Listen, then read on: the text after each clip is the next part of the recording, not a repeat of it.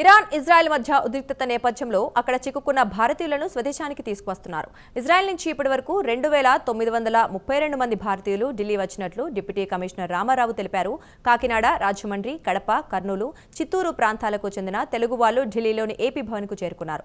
ఉదయం నుంచి 16 మంది తెలుగు వాళ్లు, ఇప్పుడు 7 మంది వచ్చారని అంటున్న డిప్యూటీ కమిషనర్ రామారావుతో మా నేషనల్ బ్యూరో చీఫ్ కళ ఫేస్ టు ఫేస్.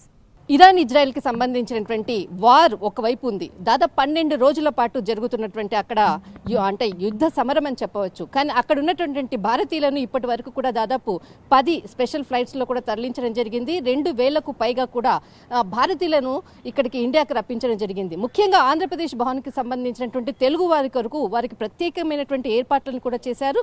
ఇప్పుడే జస్ట్ ఏదైతే ఇరాన్ నుంచి వచ్చినటువంటి విద్యార్థులు అనుకోవచ్చు, ఇక్కడ మనకు డిప్యూటీ కమిషనర్ రామారావు గారు ఉన్నారు. అయితే ముఖ్యంగా విద్యార్థులను తీసుకుని వస్తున్నారు. ఇప్పుడు ఒక్కసారి అంటే అక్కడ వచ్చినటువంటి విద్యార్థుల స్పందన అనుకోవచ్చు, ఇక్కడ ఉన్నటువంటి విద్యార్థుల గురించి అక్కడ ఉన్నటువంటి పరిస్థితులను అడిగి తెలుసుకునే ప్రయత్నం చేద్దాం. Sir, good morning sir. Sir, ఎంతమంది ఇప్పటి వరకు కూడా విద్యార్థులు రావడం జరిగింది? ఇప్పుడు విద్యార్థులు, ఉద్యోగస్తులు అందరూ కలిసి ఒక 35 మెంబర్స్ వచ్చారండి.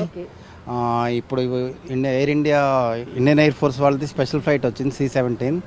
అందులో మనకు మొత్తం 164 మంది వచ్చారు ప్యాసింజర్లు. అందులో 16 మంది ఆంధ్రాకి సంబంధించిన 16 మందిలో 10 మంది టీసీఎస్ వాళ్ళకి సంబంధించిన వాళ్ళు. టీసీఎస్ వాళ్ళు వచ్చి వాళ్ళని పికప్ చేసుకుని వెళ్ళిపోయారు. మిగతా 6గురిలో ఒక ఆయన ఎయిర్పోర్ట్ వెళ్ళిపోతా ఉంటే ఎయిర్పోర్ట్లో డ్రాప్ చేసి మిగతా 5గురిని తీసుకుని అయిపోయి వస్తున్నాను. ఎక్కడి నుంచి వచ్చారమ్మా మీరు? మేము బెర్షావాలో ఉంటాము, ఇజ్రాయెల్లో. మీరేం చేస్తుంటారు? నేను స్టూడెంట్ అండి, అగ్రికల్చర్ రీసెర్చ్ నేను. ఇప్పుడు వరకు అంటే ఏ ఇయర్ మీరు చదువుతున్నారు? ఇప్పుడు నేను సెకండ్ ఇయర్ ఉన్నాను. Second year. ఎక్కడ ప్రాపర్ ఎక్కడ మీది? మాది వచ్చేసి కడప అండి. కడప. అంటే మీకు అక్కడ అంటే సిచ్యువేషన్ ఎలా ఉందమ్మా ఇప్పుడు? ఇప్పుడు ప్రస్తుతానికైతే ఫస్ట్ ఒక 10 days బాగానే ఉంది. లాస్ట్ ఒక 2 days నుండి కొద్దిగా ఇంపాక్ట్ ఎక్కువ ఉండడం వల్ల మిసైల్స్ హిట్ అవుతున్నాయి. ఇలా అంటే ఏదైనా డ్రోన్స్ కానీ మిసైల్స్ కానీ దాడి చేసినప్పుడు చాలా మంది బంకర్స్ లోకి వెళ్తున్నారు అన్నటువంటిది ముందే ఏదైతే సైరన్ కానీ ఈ విధంగా సిగ్నల్స్ వచ్చినప్పుడు వెళ్ళిపోతారు. అంటే మీరు ఉండేటటువంటి స్పేస్ లో అక్కడ సిచ్యువేషన్ ఎలా ఉంది? అంటే మీరు కూడా అలాంటి సిచ్యువేషన్ లోపలికి వెళ్ళడం ఏమైనా జరిగిందా? జరిగిందండి. మేము కూడా ఇప్పుడు ఇజ్రాయెల్ మొత్తం ఆల్ ఓవర్ ఇజ్రాయెల్లో బంకర్స్ అనేవి ఉన్నాయి.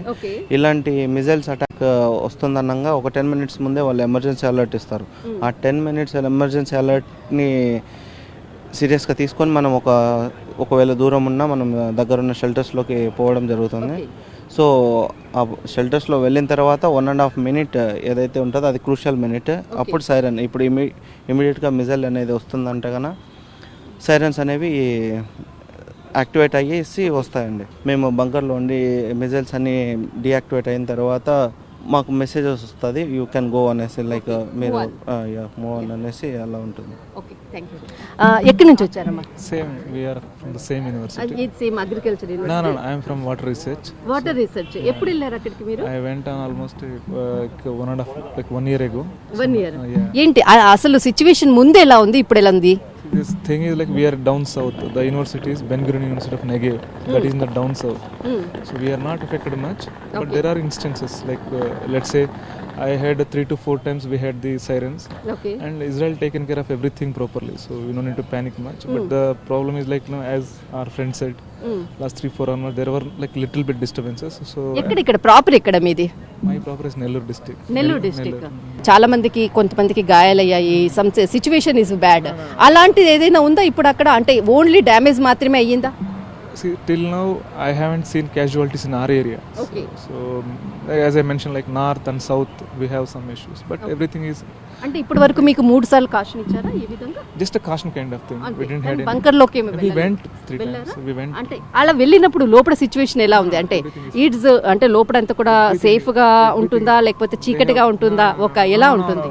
Like see, the bunkers are like high-fi facility, you know. ఎంత మంది పట్టొచ్చు బంకర్ లో? ఒక బంకర్ లో ఎంత మంది ఉండొచ్చు? Depends on the size actually. So what like they have like calculate everything, how many people will in the campus, and the bunkers are there in every even in the office also we have bunkers. No problem. And the maximum how many members totally maximum? See, depends on the bunker which is near to my apartment inside the campus. We are having it can accommodate to 30 people. Likewise there are like many bunkers inside the campus, so you don't need to. Yeah. ఖచ్చితంగా ఏదైతే ఇప్పుడు మనకు ప్రస్తుతం Israel నుంచి వచ్చినటువంటి వాళ్ళు ఉన్నారు, Israel నుంచి ఏదైతే వచ్చినటువంటి లగేజ్తో ఇక్కడ మనకు కనిపించేటటువంటి దృశ్యాలు ఉన్నాయి. ఇలాంటి అంటే దాదాపు మనకు మరికొద్దిసేపట్లో ఇంకొక ఫ్లైట్ కూడా వస్తూ ఉంది. ఈ ఫ్లైట్కి సంబంధించినది దాంట్లో దాదాపు ఒక 70 మంది కూడా ఇక్కడికి వస్తున్నారు అన్నటువంటిది సమాచారం ఉంది. దీని ప్రకారంగా అంటే ఏదైతే ఉందో ముఖ్యంగా ఏదైతే ఇక్కడ విమానానికి సంబంధించిన అనుకోవచ్చు, ఇజ్రాయెల్కి సంబంధించినటువంటి వాళ్ళు దాదాపు ఒక 70 మంది రానున్నారు. అయితే ముందుగా అంటే ఎటు ఇజ్రాయెల్ అయినా కావచ్చు, ఇరాన్ అయినా కావచ్చు, అక్కడ ఉండేటటువంటి భారతీయుల తరలింపే ముఖ్య ధ్యేయంగా భారత ప్రభుత్వము ఎప్పటికప్పుడు కూడా చర్యలు తీసుకుంటుంది. అక్కడ ఉండేటటువంటి ఏదైతే సేఫ్ ముందుగానే ఇజ్రాయెల్ ఏదైతే కాషన్ ఇచ్చిందో బంకర్లలోకి వెళ్ళాలి అన్నటువంటిది ఏదైతే సైరన్ ఇచ్చిందో ఆ ప్రకారంగానే ముందుకు వెళ్ళడము, తర్వాత అక్కడ కొంత అంటే సేఫ్ ప్లేస్లోకి వెళ్ళడము, అక్కడ ప్రమాదాల నుంచి తప్పించుకున్నామంటూ కూడా భారతీయులు చెప్తున్నటువంటి పరిస్థితి. దిస్ ఇస్ కెమెరామెన్ ధర్మాతో ఢిల్లీ.